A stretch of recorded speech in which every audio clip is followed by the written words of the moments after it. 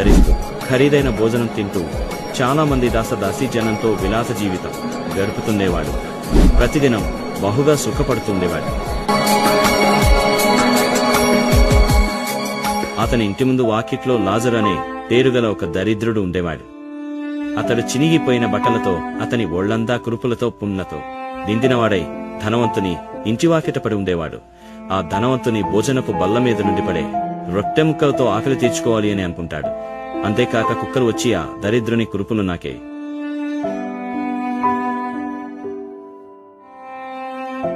అతను ఈ లోకంలో ఆకలితో, పేదరికంతో, వ్యాధులతో ఎంతో బాధపడ్డాడు.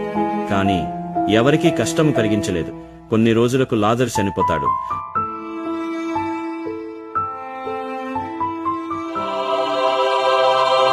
అతడు దేవదూత చేత కొనిపోబడి అబ్రాహాము ప్రక్కనుంచబడ్డాడు. ఒకరోజు ధనవంతుడు కూడా చనిపోయి పాతి పెట్టబడతాడు. అతడు నరకంలో బాధపడుచుంటాడు. ఆ ధనవంతుడు కన్నులెత్తి దూరం నుండి అబ్రాహాము ప్రక్కన ఆనుకొని ఉన్న లాజరును చూచి, తండ్రివైన అబ్రాహామా, నా యందు కనికరపడి తన బ్రేరుకును నీళ్లలో ముంచి నా నాలుకను చల్లార్చుటకు లాజరు పంపుము, నేను ఈ అగ్నిజ్వాలలో యాతన పడుచున్నాను అని కేకలు వేసి చెప్పాను. అప్పుడు అబ్రాహాము